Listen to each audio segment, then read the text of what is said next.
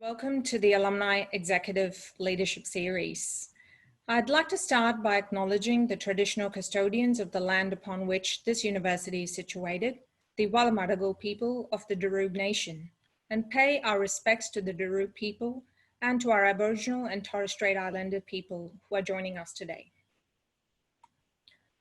This is our second workshop as part of our Alumni Executive Leadership Series, which has been exclusively designed for our MBA, Masters of Management, and Masters of Applied Finance graduates. And I'm delighted to have more than 200 graduates from across Australia and 15 other countries registered to join us today. Today's workshop on social leadership will be facilitated by Matt Tyndall. Matt is the Managing Director for LinkedIn in Australia and New Zealand and Head of Enterprise for LinkedIn Marketing Solutions in the Asia Pacific region. Matt is a senior executive with a solid track record in leading businesses by driving growth and building high-performance teams. His experience spans digital, ad tech, social, and mobile. He joined LinkedIn in 2013 and has been an active contributor to the LinkedIn for Good initiative that supports charitable causes and is an advocate for diversity, inclusion, and belonging within LinkedIn and the industry. Following his presentation, Matt is happy to answer any questions you may have, so please use the Q&A function within Zoom to ask any questions you'd like to ask Matt and to vote for questions you'd like answered. Without further ado, I'd like to welcome and hand over to Matt. Matt, it's all yours now. Thank you for that very nice introduction. Really nice to be here today. Appreciate the time. I, like probably many of you, have been working from home for the last, it feels like forever now, but at least 8 to 10 weeks. And I do get derided a little bit by my family and some of my colleagues as well, because I still, even though I'm working from home, get up every morning, iron a shirt, get dressed up as if I'm sort of going to work, because I like to go through a little bit of a routine. It was actually nice to get up this morning knowing that I was presenting in front of such an illustrious group. And to put on a crisp white shirt and get ready for today's session. So really looking forward to it from my end, and I hope you all are too. So as mentioned, my name is Matt Tyndall, Managing Director for LinkedIn Australia and New Zealand. I've been at LinkedIn for around about 7 years and in various positions, the last 2.5 in the Managing Director position. A privilege to work at a company like LinkedIn, and was invited to come and speak to you all today on a couple of topics, but really it distills down to leadership in a digital age, which I know for business school graduates is obviously a very, very important topic, especially at the moment when the majority of our business, for those of us lucky to be able to do it, has been very much thrust into the digital and virtual world like we're doing at the moment. So today I'm going to really break it down into probably 3 key areas. Firstly, talk about LinkedIn and really give you a bit of an overview around it. It was interesting to see that poll. That was almost a little bit of a mini, condensed version of what I'm going to talk to you all about today, and really what LinkedIn brings to the broader business community. Then I've done the next section, which is like an executive playbook around leading in the digital age, which is incredibly important. Some best practices, some tips, and some examples of what I feel has just been some outstanding leadership on digital platforms. And then the last section will be on Q&A, and we're going to leave about 20 minutes or so to do Q&A. So if you've got anything, I think we're going to be putting them in the chat, and I'll answer as many as I can.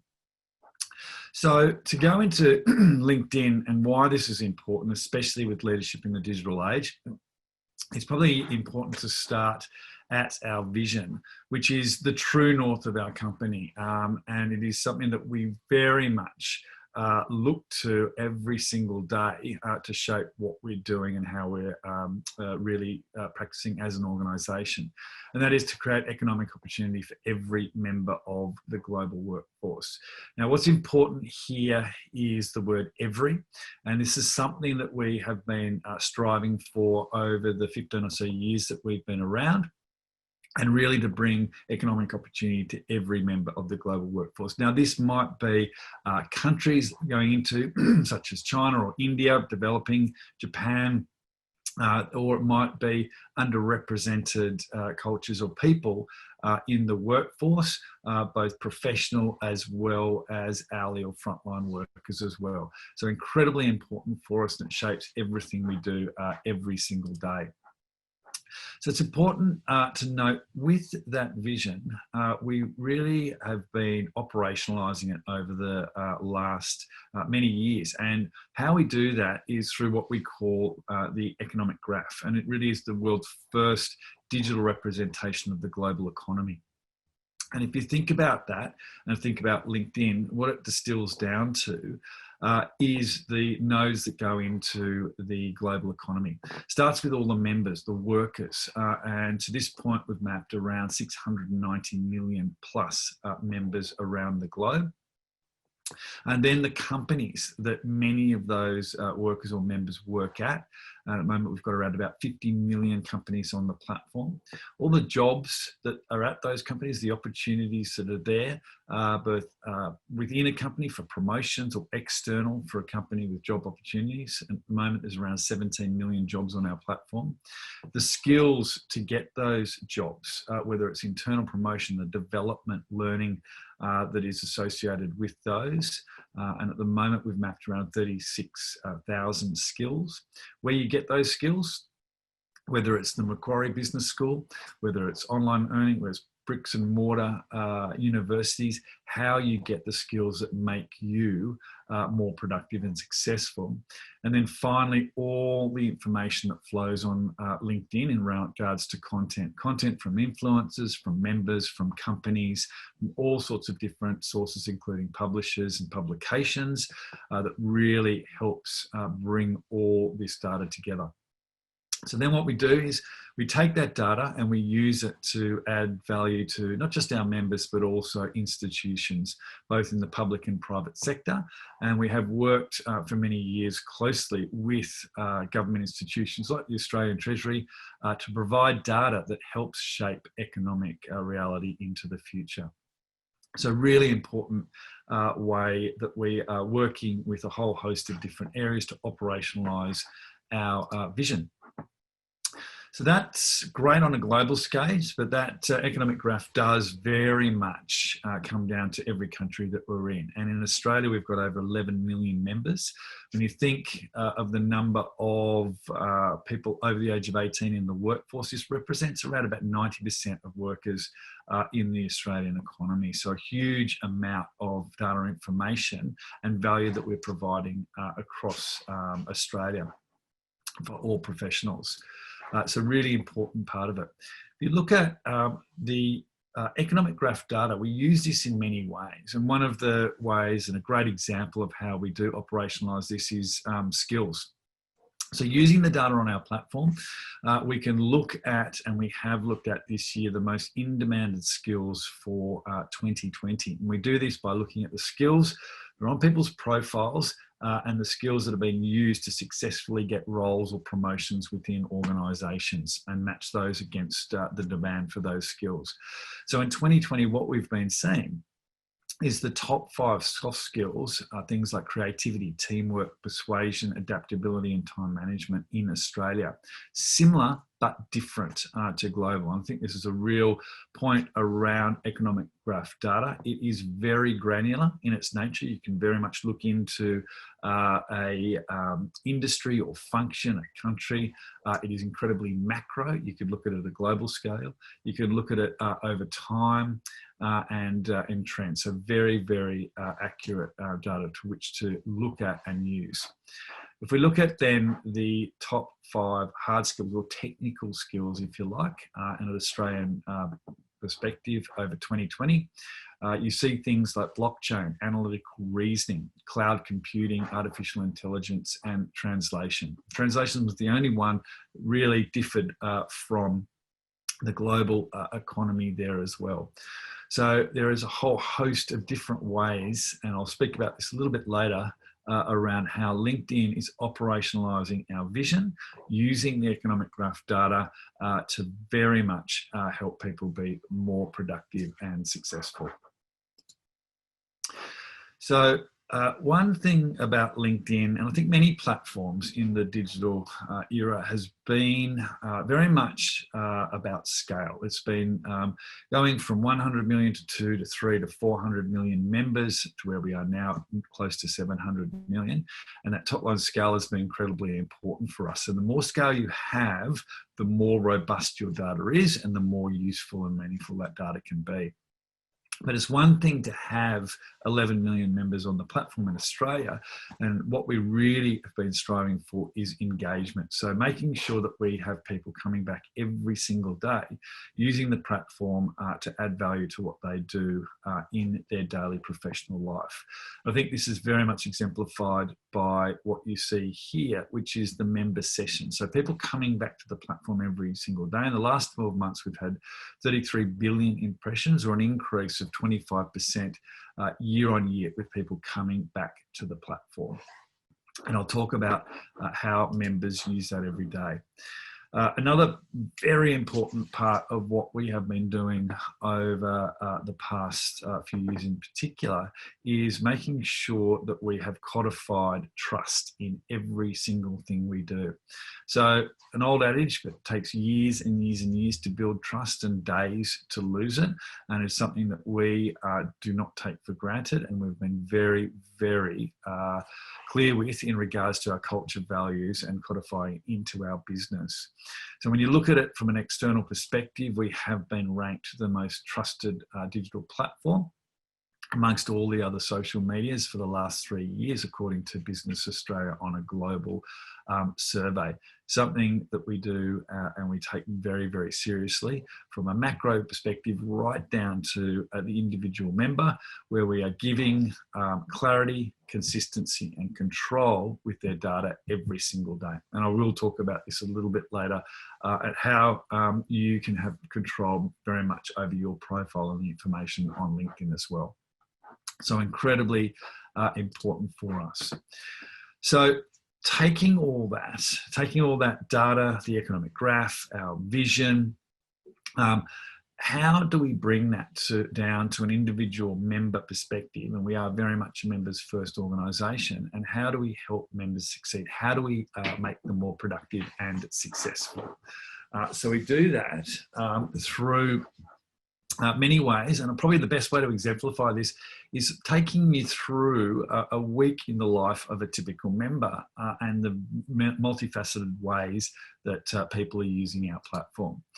So if you look at a senior account manager, very typical member on our platform, Emma, and we look at her week and what she would typically do and what we're seeing our members typically do on our platform every single week. So on a Monday, after a great weekend, Emma comes to the platform and in the morning is notified through notification about the daily rundown. Now, what the daily rundown is this is a curation of the day's great news articles that has been curated by our editorial team. We have an editorial team globally of around about 60 that are curating great content and helping distribute it onto our platform to make members more productive and successful. In Australia, we have, you see here on the screen, 4 dedicated editors from anything from the daily rundown, also producing video interviews, and through the coronavirus pandemic, we've been very much producing content to especially help small businesses, both with insights as well as official information from government sources. So very important. Then on a Tuesday, listens in to one of the podcasts produced by LinkedIn, Hello Monday, with very whole host of different subjects, from how to business insights, as well as how to be more productive and successful, from people all over the globe. On a Wednesday, watches video. We launched LinkedIn Live about 12 months ago, and we are seeing a huge uptake in LinkedIn Live across the platform, with a 50% year-on-year increase in weekly video created. This is all from panels, webinars, to companies announcing their quarterly results on the platform in a live environment. So live video, very much a big part of what we do every day in a professional sense. On Thursday, wants to make sure that she's increasing her productivity. Learning and development, incredibly important. So takes a LinkedIn learning course, and this is something that is surfaced to Emma based on her profile and based on what other people in her industry are looking at, and people that are successful in their industry, the knowledge that they know. She wants to keep up with the ever fast-paced world of learning, so takes a course on Thursday to make sure that she is growing as a professional. And then Friday, a little bit lighter, but notices a friend has been recently promoted, so reaches out and congratulates them on that promotion. And then on Friday afternoon, gets a job alert for a job at her dream company. So you can see throughout the week, LinkedIn providing value for our members in such a diverse sort of way, especially around that professional environment, from content to jobs to learning, connecting, incredibly important to add value at every single moment that we have. So it's very important then to sort of finish on the mission of LinkedIn, which is really to connect the world's professionals to make them more productive and successful. And this very much is a culmination of what you've just seen there, which is a week in the life of one of our members, being Emma. So then how does that translate to the executive?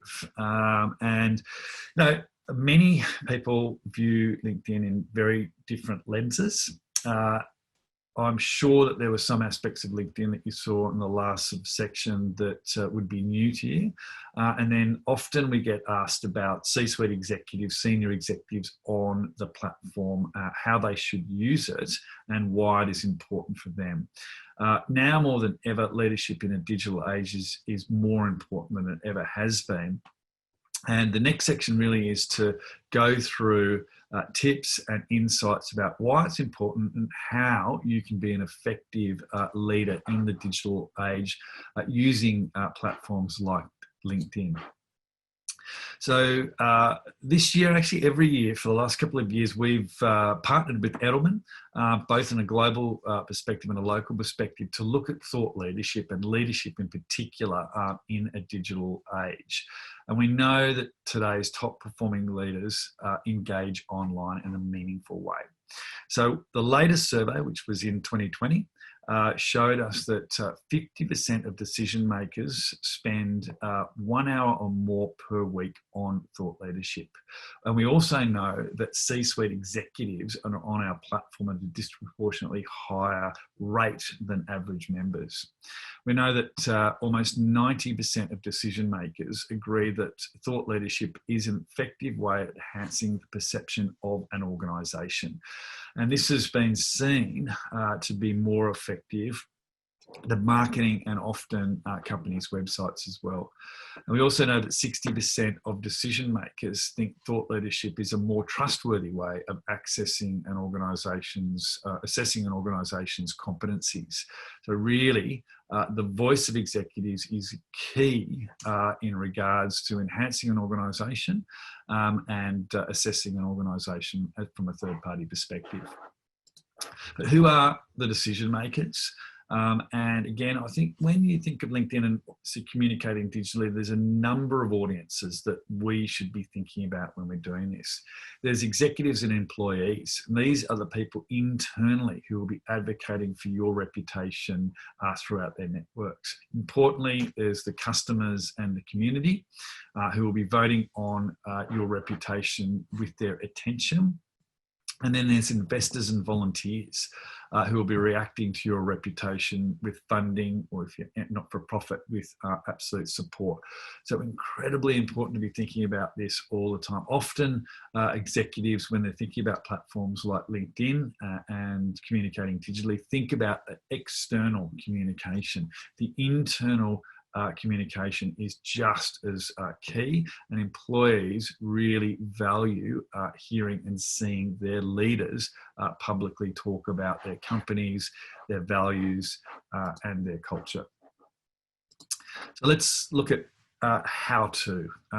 Some of this you may know, some of it you may not, but really boiling it down to connecting on your terms, how you're doing it, managing it, and making the most out of it. So it really starts with your profile, and it was great to see in the poll the recognition that LinkedIn especially has moved from resume to reputation. This is all about your reputation as an individual, as a professional, but also your company's reputation. So making sure that it is up to date, your professional photo is incredibly important. And if you're like me and many of our members are using it daily to look at people that you're meeting with, maybe potentially employing or executives in other organisations. Really important to have a personal overview, career experience, expertise and courses that is summed up in a personal way in the summary, which is often read by people, not just recruiters, but all sorts of people that wanting to do business with you or potential employees. And then important to really round it out with experience, interests, endorsement, education and skills. Follow individuals and also follow companies. Very, very important to get the most out of the platform in a much more tailored way. Then connecting, and this is something we get asked about a lot, where your connections, the number of people that you're connected to, very much is about quality over quantity. Now, having a robust, large network is a great thing, but you want it to be filled with people that are incredibly valuable. So valuable to you, valuable to your company, but also that you can add value to. So when you're thinking about who to connect to, your first party connections, very much think of stakeholders, board, executive team, your customers or potential customers, incredibly important to be connecting with. Employees, current and future, really wanting people to come and work for you, and community, not-for-profit and volunteers. So who you're connecting to at a first party basis, who you are reaching out to is very important. This is your network and should be treated with utmost care. Then very importantly, as I mentioned before, trust is incredibly important. So connecting on your terms, very important. So very easy to go into the privacy setting and making sure that you are putting the right settings in place to ensure you're getting the right notifications at the times that you want. Putting things in place about who you connect to, who can connect with you, who can message you and who can follow you, and how you make your details known. So obviously many people in senior positions want to make sure that they're controlling much of the information that is seen or people that can connect to them, and really easy to do in the settings, and very important place to start. So then once you've set up the profile, once you're connecting to the right people and you've set your security and privacy settings at the levels that are comfortable for you, it's about participating on the platform and really espousing your brand and your company's brand in a very, very public space.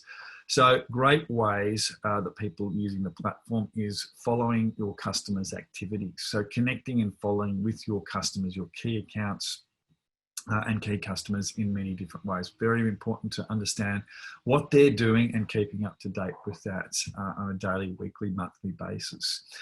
keeping tabs on the competition, following your competitors, seeing what they're up to, the content they're providing, people they're hiring. Really nice way to understand what is going on in the industry. And then really staying up to date with leading ideas in your industry, following people and reading articles that keep you on top of the trends, the leading ideas and the innovation that is happening in your economy and in the business world in general. Also, very important to lead, to take this leadership stance as well, where you are the voice of your company in many regards. So being a voice of your industry and build thought leadership, post, share, comment, and put updates.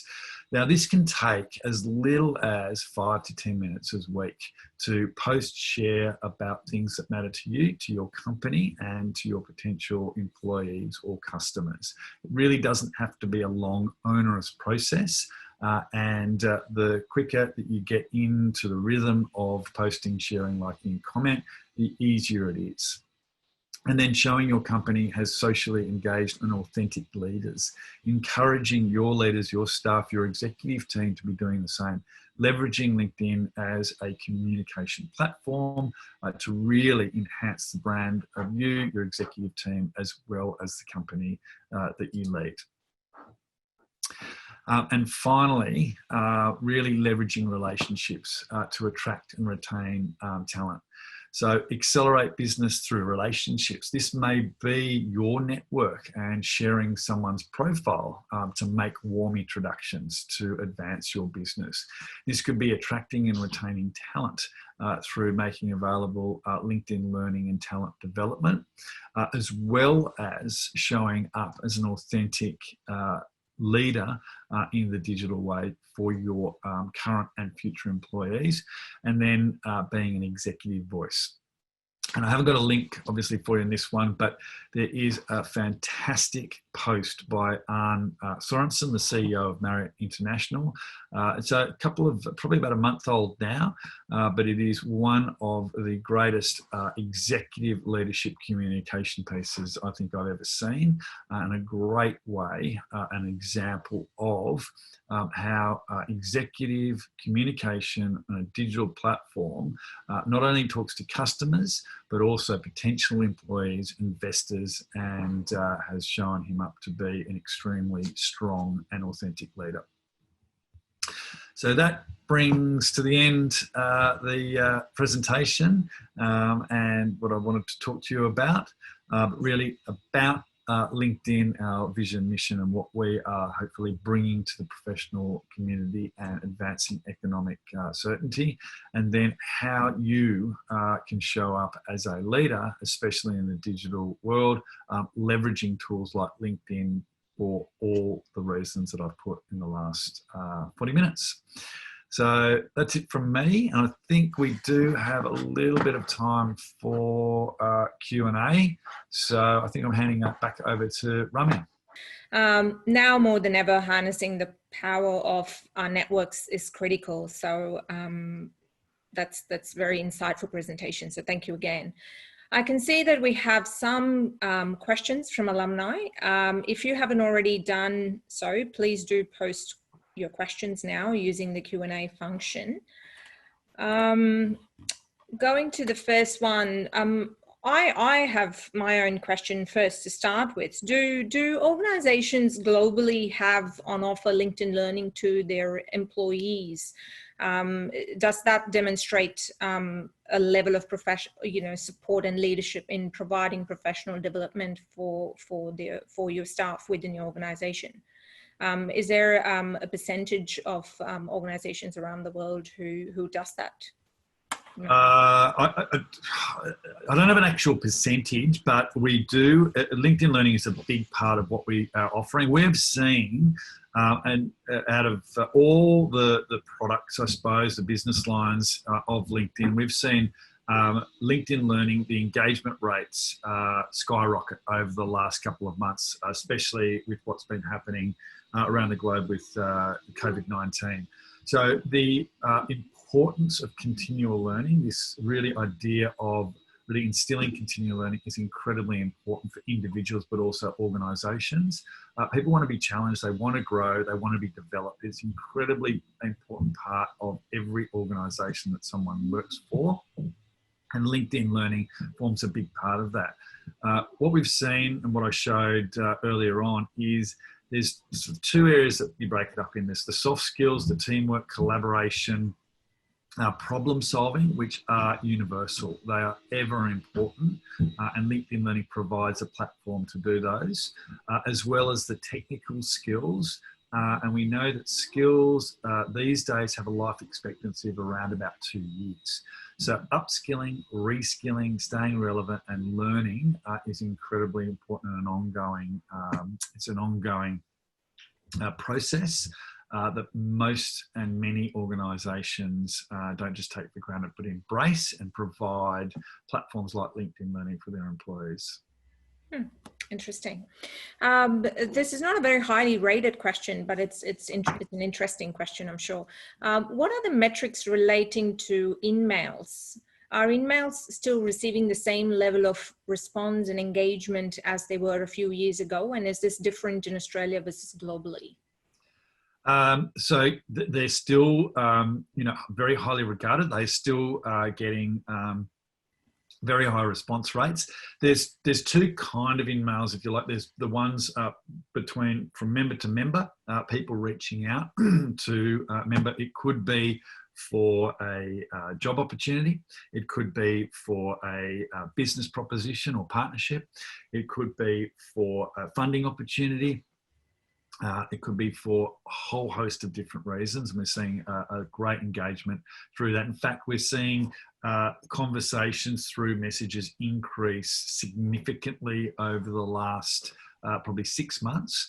We've also got a paid for product as well, which is organisations can message consumers or other members in a paid for opportunity, and we've launched what we call messages ads, which is a little bit more using AI in regards to a flow of messages to talk about what an organisation wants to talk about. So yeah, very high engagement from a member-to-member perspective, and we've seen huge increases over the last 6 months, and then obviously more commercial or product-related ones that have got very high engagement as well.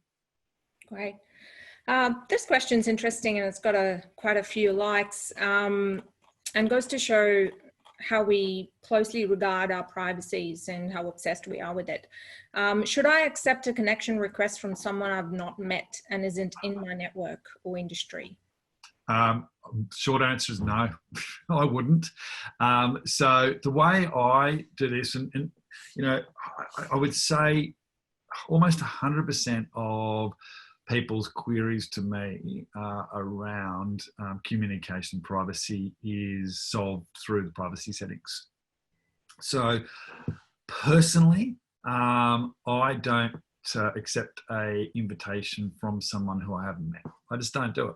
That's just my personal way I manage my connections. They are connections, except, and there are some exceptions, when they're clearly important to me and my network. So if a customer reaches out to me and would like to connect with me that I haven't met, I'm going to do it. If a senior executive in my organisation that I haven't met personally reaches out to me and wants to connect, I'll do it, because I know that these people are going to add value to me and I can add value to them. I occasionally will reach out to people that I haven't met. It might be before a meeting or straight afterwards where I'm connecting with them. But I think as I mentioned, your network is incredibly important generally, and incredibly important on LinkedIn as well. I think it's good to have a very robust, large network on there, but I'd be discerning about who you keep to, because it also affects the quality of the content that you're seeing in your feed as well. And another thing we do recommend, or I recommend anyway as well, is from time to time, once a year, once every 6 months, is really doing a bit of reconciliation of some of your contacts as well. And if they're not adding value, if you don't think that they're appropriate to be in your network as well, it's perfectly fine to unconnect with people to improve the quality of your feed. I actually got asked by someone in border security, actually randomly, a little while ago about, hey, how can I am getting messages from people I don't know on LinkedIn around helping them with certain situations and comments. And I began, is there any way I can stop those? And it was a pretty simple answer. It was yes, go into your privacy settings and set it to only receiving email messages from first degree connections, and then the only people that can send those to you are first degree connections. Now, I personally don't have that on. I like receiving messages from people outside of my network, and I find them mostly incredibly valuable. But a lot of these questions can be answered in privacy settings on LinkedIn. Great. Great. So it's not a number game, it's quality over quantity. Absolutely. Yeah. The next question is interesting too. My role is the Chief Compliance Officer. Do you think the content on the LinkedIn should always be around compliance and risk, or can I post something more fun or somewhat not relevant? What is the impact? Yep. So I think context is incredibly important with everything, in life, context is important. So in conversation, what you say, what you do, is incredibly important. Showing up to a fancy dress party in fancy dress is completely appropriate because of the context. Turning up in fancy dress to the office or to a meeting, it's not appropriate because it's completely out of context. And the same thing applies to LinkedIn. It's about the context. So it is very much a professional environment. It's a professional environment.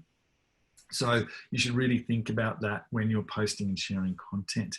Will this add value to my network? Will this add value to the industry that I'm in? Now, doesn't have to be, completely a thesis and academic study, but you really should be thinking about the context about what you are posting and sharing, and making sure that it's in line with that sort of professional environment. And that's why you tend to see on LinkedIn, especially in the comments, that it's much more.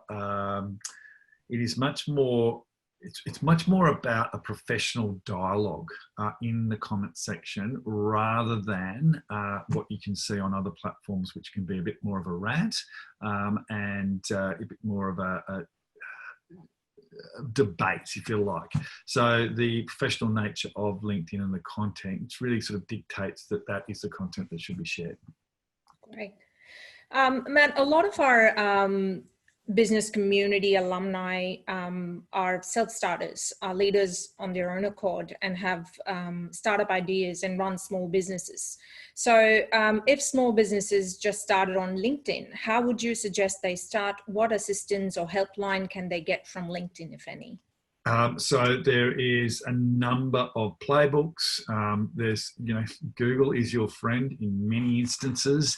And there's also LinkedIn Help, which provides a lot of different playbooks on getting started on LinkedIn, creating a company page, connecting, live, advertising, recruiting, you name it. There is very, very, very clear and valuable resources around getting started on LinkedIn as a company, which I would advise every startup to do. And I hear anecdotally every single day, it is one of my most valuable business tools in business, both for employee communication, connecting with customers, connecting with potential customers, and really advancing and promoting my business.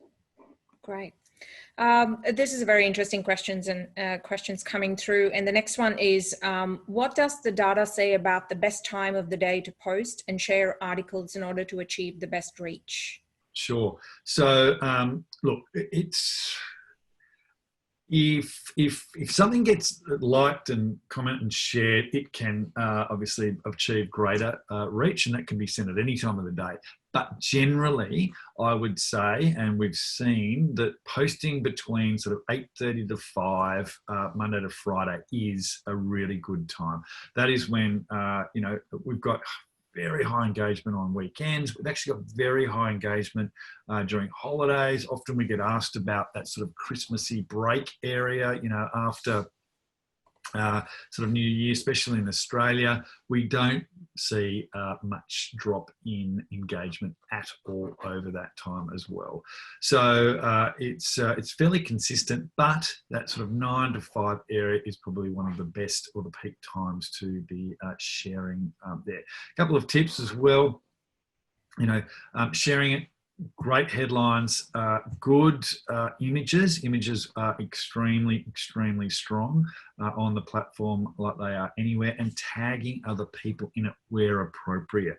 So if you do the @ symbol and you're putting someone's name in it, that can tag them with them, and then that gets seen by them and other people in their network as well. It's a nice way of increasing the reach on the platform. Great, thank you. I think we might have time for just 1 or 2 questions. The next question I've got here is, Sid would like some insight on how recruiters leverage the platform and how we can best influence recruiters during a job search. So I'm going to take this as internal recruiters, doesn't really matter, external recruiters as well.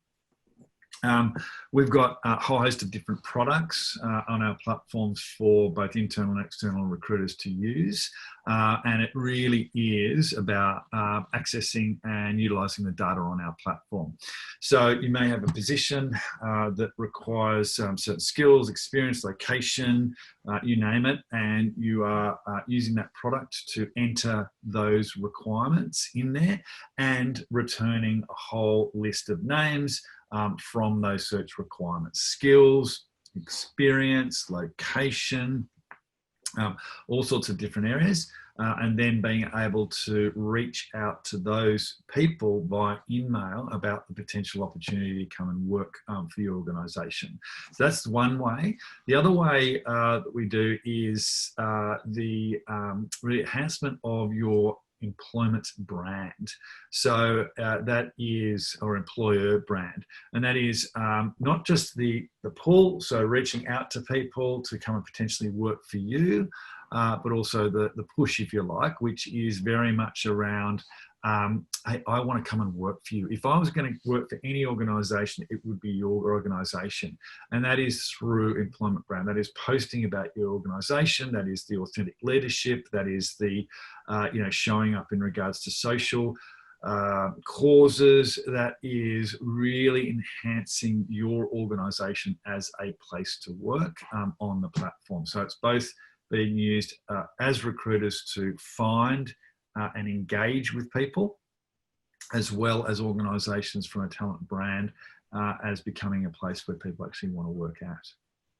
Great. This is an interesting question personally for myself as well. I would like to know what the answer is. How much activities is too much when LinkedIn algorithm starts suppressing posts? Starts what, sorry? Suppressing, or perhaps, putting it down the priority list in terms of how popular the post gets. Well, it's got nothing to do with the frequency. It's got to do with the engagement and the context of that post. So if it is something that is relevant, adds value, engaged and engaging, then it obviously will be in people's feeds more than ones that aren't. So it's not really a frequency thing per se. It's really about the content of the post itself, and whether your network and other people's networks are finding that information and post relevant, engaging and valuable at the end of the day. So that's what's really, really important.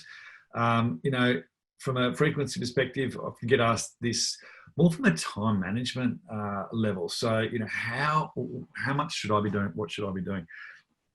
Now, I would be saying at least weekly, if not sort of daily. It doesn't have to be a long form post or a video every single time. That could be, once every month with something a little bit longer. But reading a really interesting article that is pertinent to your network or industry and sharing that with your comments around it and adding a little bit of value to that as well. It could be posting about Reconciliation Week and what that means to you personally in your organisation and how important that is. So these posts can be quite quick, but also very, very meaningful as well. So in regards to engagement, it's less about the frequency, it's more about the actual content that you're posting. Great. Well, I think we're about time to wrap up today's webinar session. So that concludes our webinar today. Matt, on behalf of our alumni and the team and Macquarie Business School, I'd like to thank you for your insightful presentation. On Monday, you will all receive a copy of the webinar along with the LinkedIn Executive Playbook resource. I'd like to remind you to reach out and connect with me on LinkedIn. I welcome the opportunity to explore ways we can work together. Thank you for joining us today and stay safe.